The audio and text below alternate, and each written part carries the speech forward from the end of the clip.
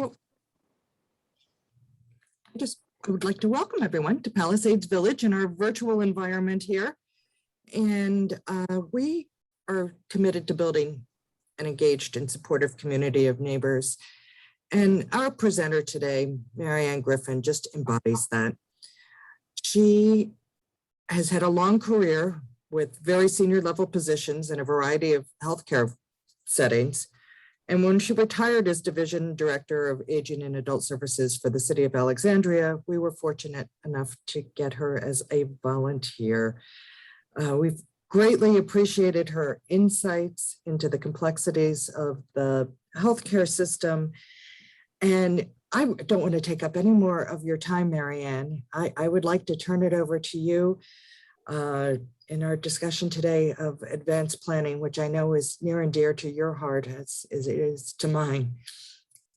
So without further ado. Okay, let me go with the slideshow. I'm hoping our slides show from here. You probably have hopefully a bigger view than I do, but good morning. Let me say up front that I am an absolute zealot, unabashedly, unashamedly a zealot about advanced care planning. Erica mentioned I have been a social work director at 4 hospitals throughout the country and have led 2 of the hospice programs in the DC metro area. So in very real time, I can tell you how important having an advanced directive is. So getting off my soapbox, let's work our way through this. So the question is, what is advanced care planning? And it's making decisions about your health care that you would want if you're facing a medical crisis and you can't make them on your own. And it's a process. I think that's really important. It's just not a one and done. Really, it's going to reflect what you value, what your family values, it's your life goals and your preferences that you have regarding the medical care that you might need at a critical point. And I can't stress enough, as hard as it is to have a conversation, having an advanced directive immeasurably helps your loved one, because having this advanced direction really ensures what your wishes are regarding your health care and getting them carried out when you're not able to do it. So putting it in writing in an advanced planning document really helps you and helps your family to make known what it is that you would want. Well, simply stated, it's not limited to end of life choices. It's making plans for the healthcare you want if you have a serious illness as you age. It involves learning about your illness and understanding your treatment choices. It's talking with your family and your healthcare providers, and it's having a written document with what your choices are. And there's really sort of 4 stages potentially over the lifespan where you might need, where it might be desirable to have an advanced plan. And one, we don't really think about this too much because those of us who are advancing in our age, but healthy young adults, I mean, you'd be surprised. I was hospital social work director back in the 80s at Good Samaritan Regional Medical Center in Phoenix. And we were the largest, at that point, the largest nonprofit system in the Southwest. And we provided every level of care from, neonatology and geriatrics, from literally birth to death. And we had a huge rehab facility.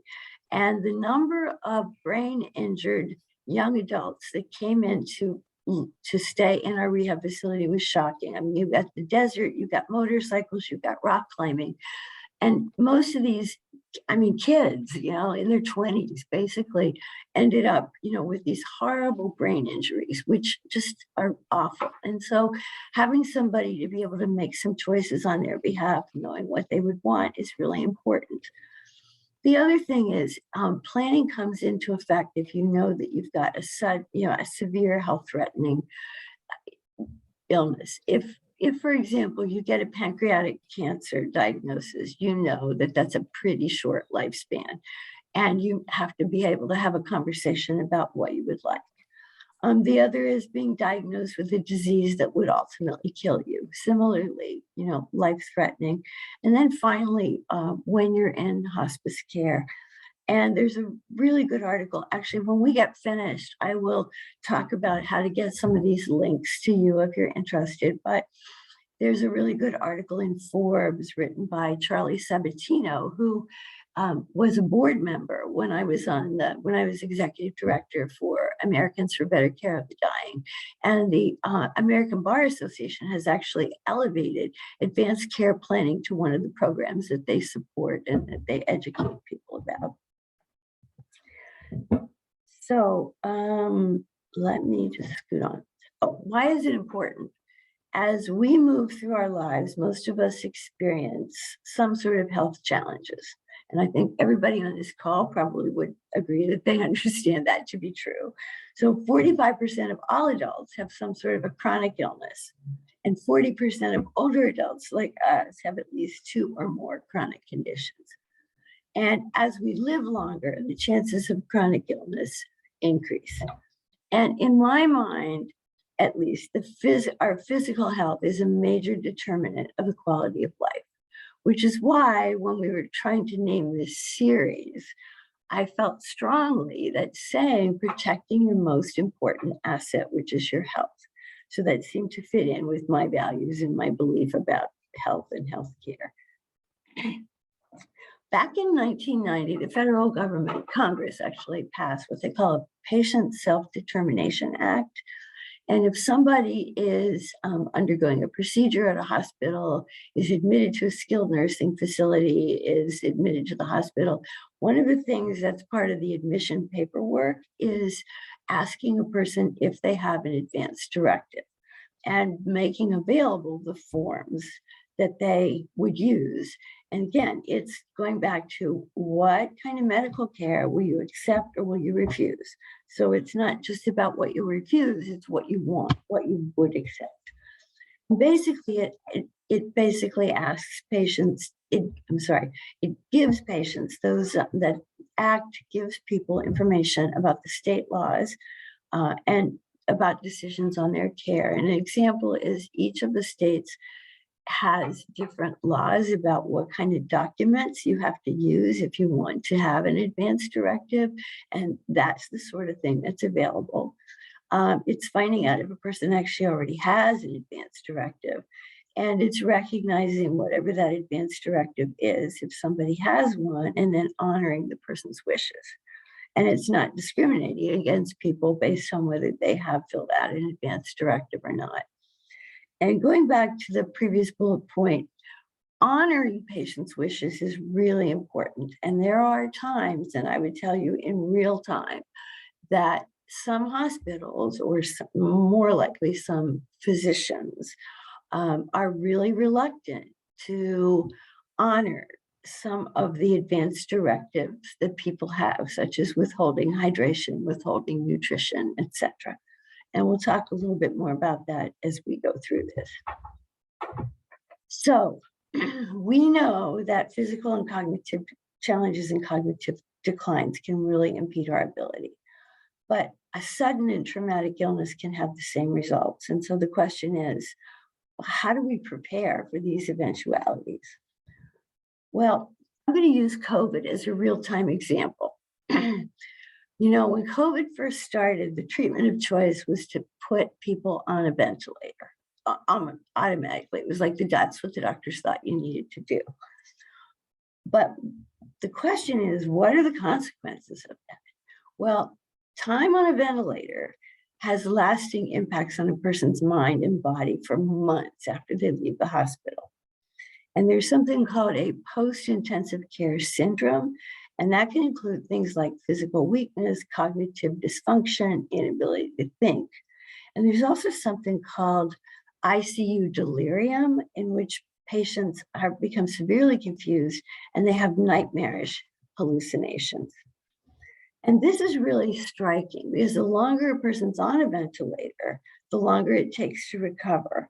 And the shocking part, I think, is if for every day that a person is on a ventilator, it will take a whole week for them to recover from that. And people need help. Help in the home. People need help walking. They need bathing, dressing for a long, long time to come. So the question is, would a person have opted out of a ventilator if they were given that option? Well, I think, given how severe all of the cases of COVID were, the person probably wouldn't have been in a position to negotiate that. But let's say the person had an advance directive that covered not wanting to be intubated and put on a ventilator. The person who was their healthcare proxy could say, are there any other treatments? Can we argue against this? And the question in my mind is, would an advance directive have made a difference if the person, if the choice was ventilator or just using oxygen or some other means? In a nutshell, basically, it involves learning about your illness, understanding your choices for treatment and care, talking with your family and your doctor, and then completing the proper documentation of what your choices are. And I think it's really personal because to me, it's about having control over your life and your health. And in order to do that, you need to commit to paper and you need to have this trusted person who's going to be able to carry out your wishes. And it's not just about what you want, but it's about what you don't want. So there's a lot of different titles and names for people who are, you hear them called healthcare power of attorney, you hear it called healthcare proxy, you hear it called any number of things. So we're going to kind of walk through all of them just so we're all on the same page.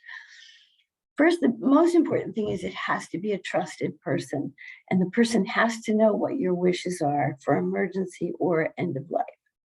So they're a proxy or they're a surrogate or they're an agent. It matters not what you call them, but it's somebody who has the knowledge of what you want.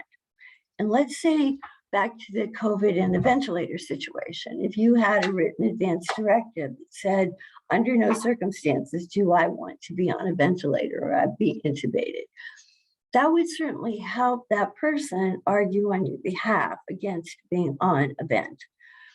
And I would tell you, after 30 plus years of being in acute care settings in hospitals, that getting somebody off of a ventilator is a whole lot harder than having somebody put on a ventilator in the beginning.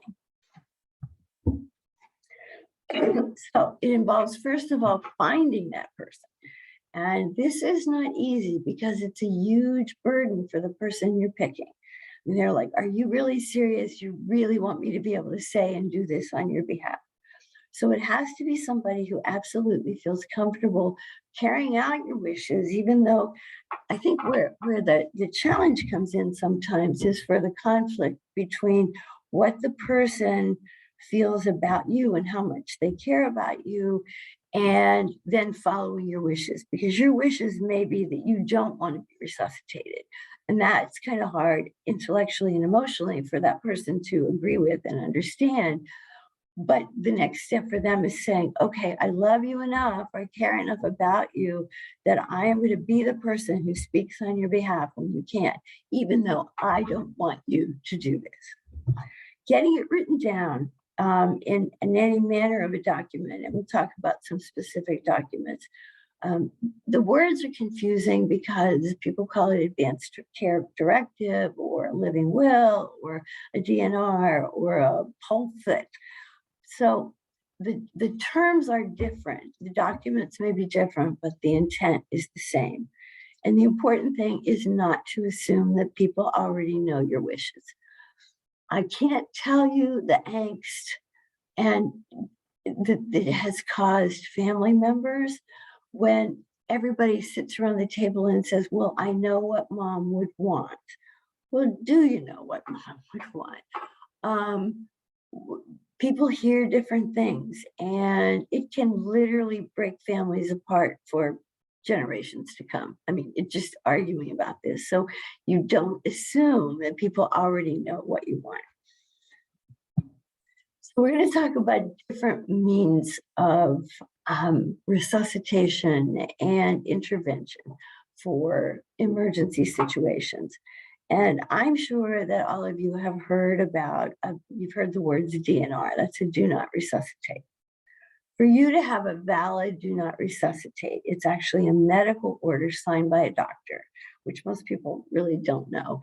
And basically what it does is it instructs healthcare providers not to do CPR if you stop breathing or if your heart stops. So a lot of people might want a DNR if they have a terminal illness or if they have particularly strong feelings about the use of CPR. But I want to stress 1,000% that having a DNR does not replace the need to having a will or advance directive, because a DNR is simply the first step in the process of keeping a person alive. Now, if you've ever known anybody who's been in hospice, one of the requirements for hospice patients is that they sign a DNR. And it's, because hospice, again, is predicated upon the fact that someone has a life-limiting illness of 6 months or less.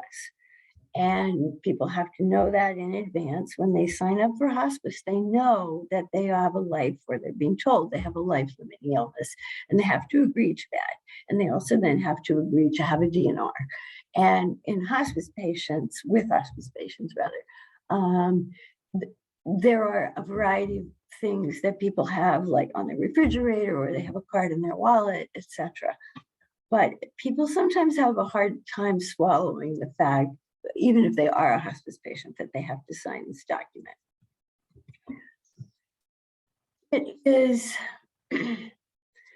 It's basically an order that says don't do CPR.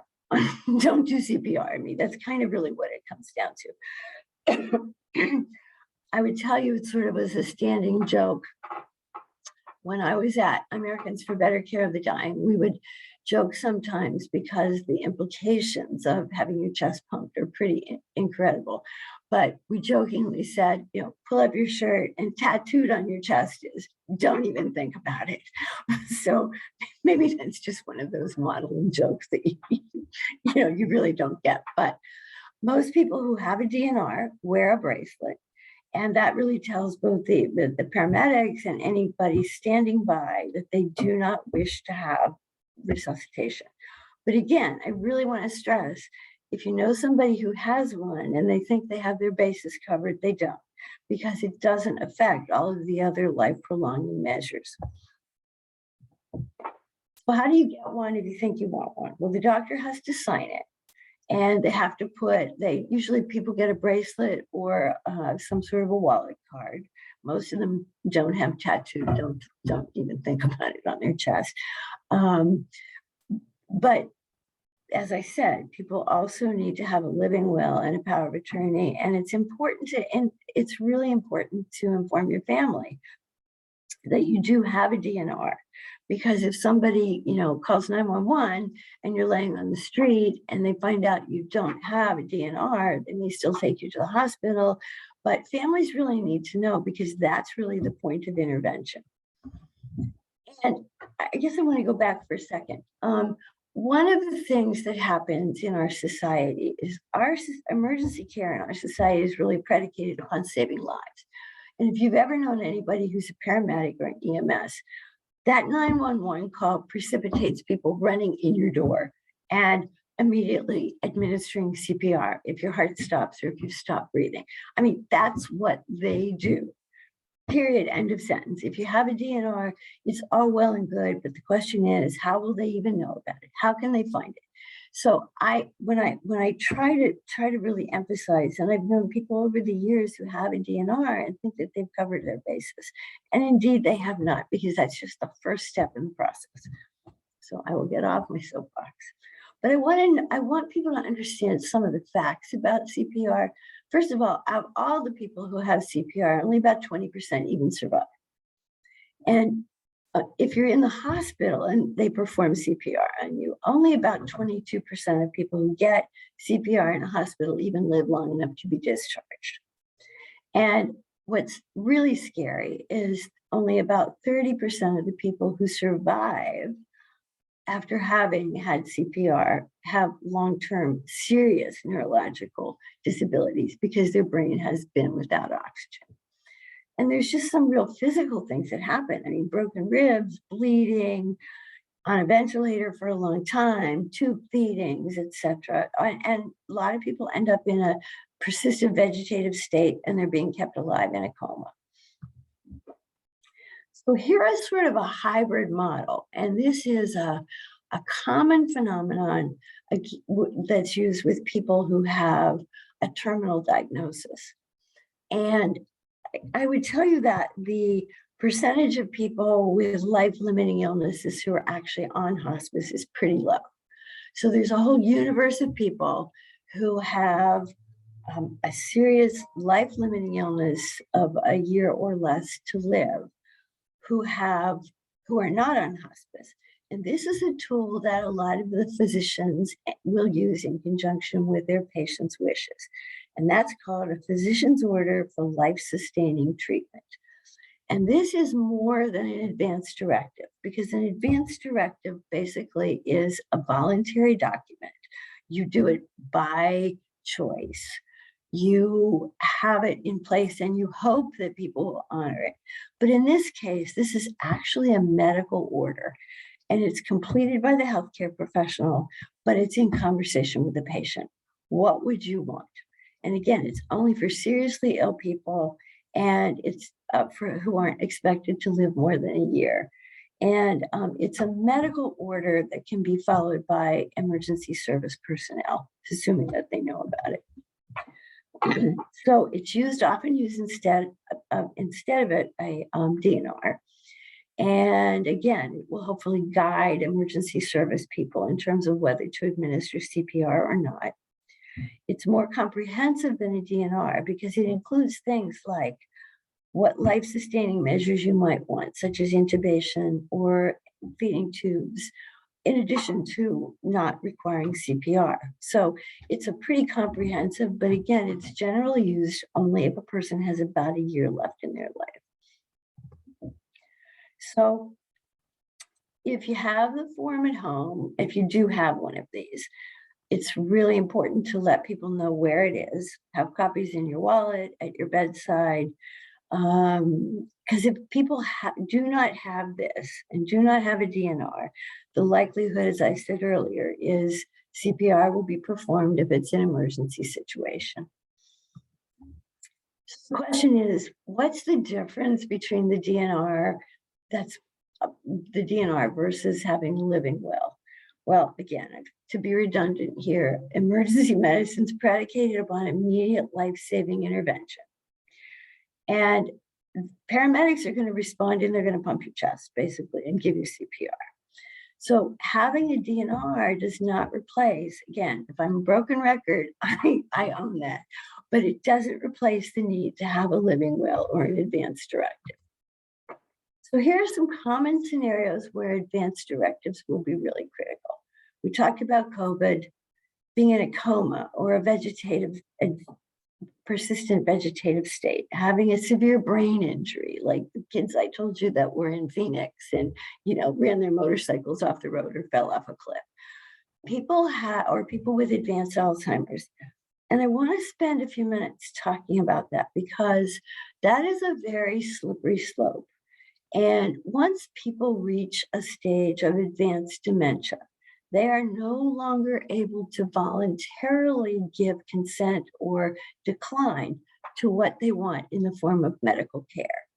So if you have a loved one or you yourself are advancing toward where you're realizing that your cognitive decline is such that you're not able to make independent decisions, I would advise a family as early on as possible. If you see that happening, and if you know this person would like to have some sort of an advance directive, that's the point at which to have it. Because once they've sort of crossed that threshold, and there's nothing black and white or scientific, but it becomes pretty clear over a short period of time, it's really important to kind of keep that in mind, because once a person's crossed the threshold, they no longer really have the capacity to say, don't pump my chest, or don't put me on a tube, or don't do this. So as a responsible family member or significant other, it's really important to keep that in mind. So interestingly enough, 4 out of 5 Americans have no advance directive. I'm hoping when we finish today, there will be 30 more Americans who will have an advance directive if I've done my job correctly today. The irony is most Americans would define a good death as quick, painless, at home, and surrounded by their family.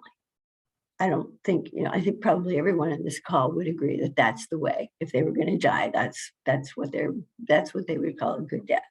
And yet, 85% of all Americans end up dying in a healthcare setting, either in a hospital or skilled nursing or rehab. And at least 12% of people die in the ICU. So what is this and how do we get one? Well, it let the advance, again, the terms are interchangeable, living will, advance directives, but it lets people state what their wishes are when they're no longer able to communicate the decisions. And it establishes what you do want or what you don't want. To be artificially postponed or prolong your life. And then again, sharing to make sure it's shared with your family members and your doctor, because you're needing to say, this is my preferred treatment. I don't want to be on a vent. I don't want to be intubated. I don't want a feeding tube. I don't want dialysis. You name it, fill the blank in. So I think to make this easier, you do not, number one, you don't need an attorney, even though it's called a living will. You don't need an attorney to do this. Every state has a slightly different requirement in terms of the document, and I've put together some links which I can send out to people in an email. But you don't need an attorney. That's the good news. And with each state, the differences are pretty subtle, and they may be something as simple as some states require notarization. But I would say pretty consistently, all states require that the document be witnessed by 2 non-family members. And the National Hospice and Palliative Care Organization on its website, and again, I'm happy to send this out, but you can click on the link, and then every state, you can pull up any state in which you live. And what I often advise people to do, because we live in part of the country where people have houses elsewhere and spend portions of their time in a different place. If you've got a home in Florida and you spend 3 or 4 months of the year down there, to be on the safe side, I think you pick the document that you have for Washington, D.C. or our metropolitan area, and then you also fill out one for Florida. Because the last thing in the world that you want is to end up in some, hospital in Florida where a doctor says, well, I can't honor that because that was written in Bethesda or written in Washington, D.C. So I really encourage people to get it in both places if they know they're going to be spending time there. So the other thing that's pretty, I think, real helpful for us of where we live, and again, I can send this link out to people if we figure out how to do that, is this durable healthcare power of attorney for DC, Maryland, and Virginia is the same document. So I'm not sure, but the powers that be have somehow come up with one document that you can use, because our boundaries are pretty fluid. When you look at, I may live in DC, but my dentist is in Bethesda, my cardiologist is in Arlington, but this document allows people, and it's the same one that's used for all of our jurisdictions. So there's an organization called Compassionate Choices. I think it's their mission statement is finish strong and do so by planning for your end-of-life experience that matches the lives that we've enjoyed, defined by love, purpose, and agency. And the whole purpose of Compassionate Choices is they are working hard legislatively in the entire United States to advance what the equivalent of medical care, medical care and dying. Sort of think about, the Oregon was the first state. We now have it in DC. And again, each state is very different, some much more stringent than others. And I think you remember there was a story a little while back about that young woman in her 30s who lived in California, had terminal breast cancer, but who moved to Portland, Oregon, so that she could indeed enact her medical aid in dying, according to the Portland. Excuse me, I'm sorry, I'm frogging today. But this is an interesting organization, and I get a lot of mail from them, and they're really committed to. And again, it's putting power in the hands of people. It's a sort of same what's predicated upon an advance directive. It gives you the power to say what you want and what you don't want if you're in a life-limiting illness. My favorite among all of these documents, and I think we've done probably in the past a program on 5 wishes, but I guess I can't see people's hands at this point, but I wonder how many of you are acquainted with this document, but it is wonderful. It is, thank you. Yeah, it is.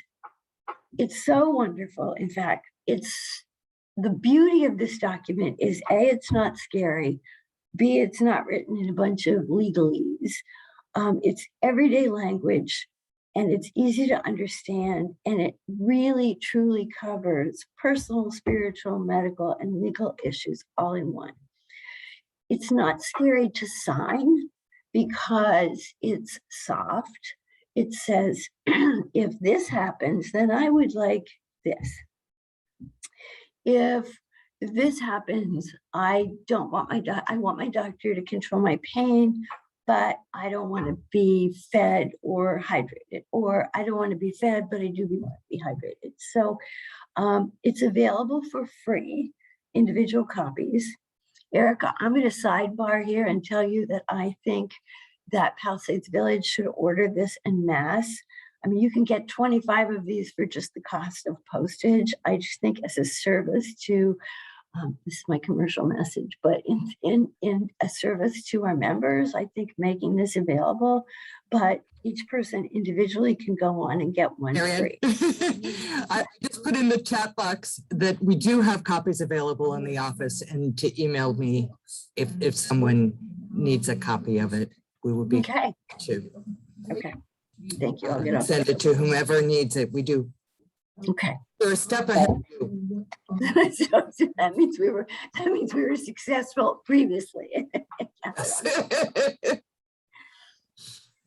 So where do you begin on this? Well, the holidays are approaching when families gather. And if you've never had the conversation before, this is a perfect opportunity to have it. And again, opening the discussion can be really awkward, but ultimately it's going to be really important for everybody. And to you who are listening, I feel it's so important because you want to maintain the locus of control over your own health. You don't want other people making decisions for you. And there's no equivocating on this. You have to be clear in what you want or what you don't want. And unfortunately, it's not a one and done. I mean, you need to have an ongoing dialogue and get your wishes committed to paper, because some people may change their mind. I mean, initially you may say, there is no way that I would want this. But then you go, well, maybe I'll be thinking about it. And I think so, as people change their minds, if they do, then that also needs to be communicated and put on paper. And again, use of the documents like 5 Wishes really help you and your family. So, in a nutshell, it's all about your ability to make choices about your own care and, when applicable, your end-of-life decisions. It's having knowledge of your disease and your options and planning. They're the keys for you to have control over your own destiny. And I think personally, there is no greater gift that you can give your family than communicating your wishes. Exclamation point at the end. So let me go this direction.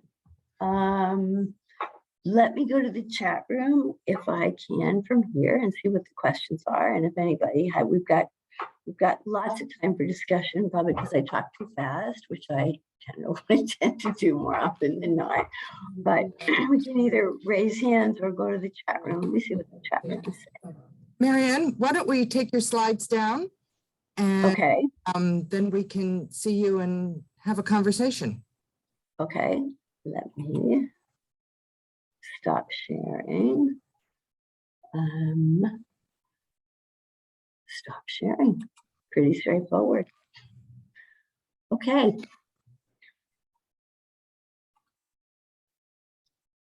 Does anyone have questions?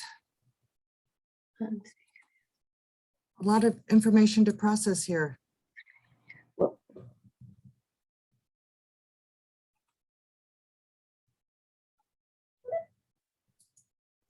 sorry, I had to get to the right screen.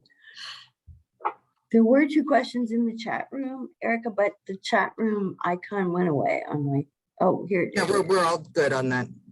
Okay, do we need to answer them now? They wanted whether you would make your slides available. I can, but I would need people's emails to do that. So, Okay, so if they email me, I would be glad to forward it to you. okay. Okay. So the question in the chat room is, my dad is having surgery next month. He has a DNR. If something happens during surgery, would they not revive him or even try? He just doesn't want to be in a vegetative state. Let me say again, it is really, really important that you go forward and you get an advance directive. Go get a copy of 5 Wishes. Go on any of the websites that I gave you, because that addresses the issue. And I would say, if you're in surgery,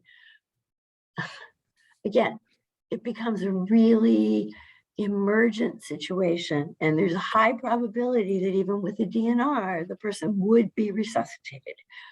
The bigger question is, what happens after that? So I think your best gift to your dad is to make sure that you have an advance directive that you carry in with you. And it's really become, I think, pretty commonplace, even if you go in for a procedure like a colonoscopy. Any places where anesthesiology is involved, they will ask you. And if they don't ask you, you carry it with you into that room. You make sure that every single person on that surgical team knows that this is what you want. This is what your dad wants. It's not just the DNR. Your dad does not want to be in a vegetative state. And you can spell it out as quick, as detailed as you could possibly, but make sure, don't just say, oh, it's on my chart. You need to be proactive and say, this is what my dad wants or doesn't want, and make sure there's a piece of paper in people's hands. Soapbox over. Sorry. Someone wanted to know, if you don't have family, is it typical for a family doctor to be health care power of attorney? No, because you put somebody in potentially a conflict of interest. Find a person who you trust. It could be a neighbor. It could be a friend. I mean, a lot of us don't have family. I have no family in the area at all. And so I have just carefully chosen. In fact, at the beginning of COVID, reiterated that, gee, I do never want to be on a vent if I get COVID. And the person said, oh, okay, I hear you. So pick somebody that you know and care for, who you can absolutely trust, who's not going to freak out at the last minute. Somebody who's got the intestinal fortitude to say, this is what he or she wants. She does not want to be put on a ventilator, doesn't want to be put on a feeding tube, etc. So you don't have to have family. Any other questions that we can either take verbally or in the chat room? One of the two. I have a comment. I just pulled out this document, 5 Wishes, and I don't know where I got it from, but just looking at it, it's very, very complete. And I agree with you that I think it's the best way to go. Well, I think the specificity in that, because scenarios, it's, everybody is not in the same scenario. And it does allow you then to say, if this happens, then I want this to happen. And having spent much of my career in hospice and end of life, I would say that one of the biggest challenges that people have, family members in particular, when somebody is in the process of dying, it is actually absolutely criminal to try to feed them or give them hydration. The body is shutting down. But yet we live in a society whereby what is the first thing that people ask you when you come to their house? What would you like to drink? Or would you like something to eat? We're very social. We're very focused on eating and drinking. And when a person is actively dying, they don't need hydration. They don't need food. And that's really hard for family members because they say, you're starving my mother. I mean, we can have a whole conversation about that. But my former boss, whose name is Joanne Lynn, she is a geriatrician by profession and an internationally known end-of-life specialist. And she had written a really good book called Handbook for Mortals. And it's all about taking care of somebody who has a terminal illness.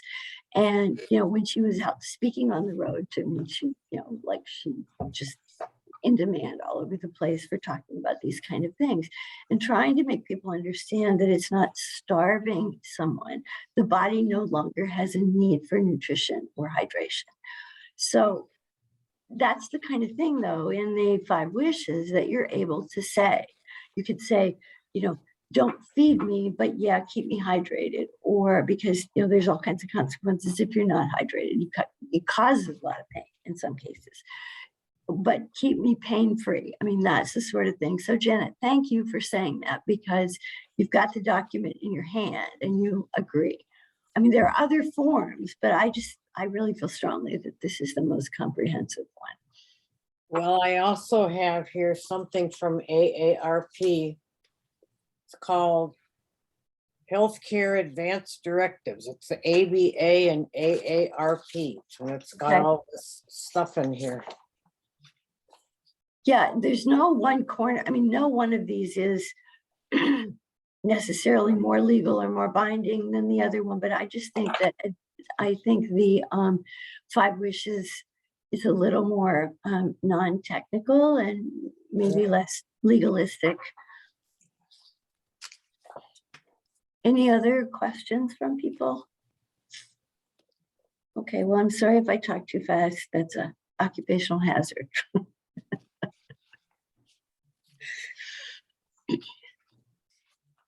Okay, no more questions. Well, thanks everybody for being here.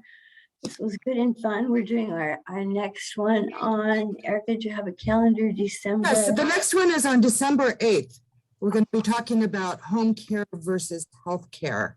And I want to thank you, MaryAnn, for having this conversation. And it's not an easy one, but it's one that needs to be started. And I'm looking forward to time with, you know, friends and family over the holidays and having some of these conversations and getting it started and making sure that people understand what it is that I want and encourage everyone to get it down on paper so that we're all more comfortable. That, you know, it's a burden that you're taking away from your family. Yeah, thank you. That's a nice way to put it. I think I'm actually going to, just as a sort of sidebar, I'm going to include hospice in next month's presentation just because it involves care in the home. And so we'll do home care, health care, and hospice on December 8th. Same time, same station. Okay. Thank you very much. If you have any questions about upcoming events at Palisades Village, want to find out what we do here, www.palisadesvillage.org. Thank you all for coming. Thank you again, MaryAnn. You're welcome. Thanks, everybody. Thank you.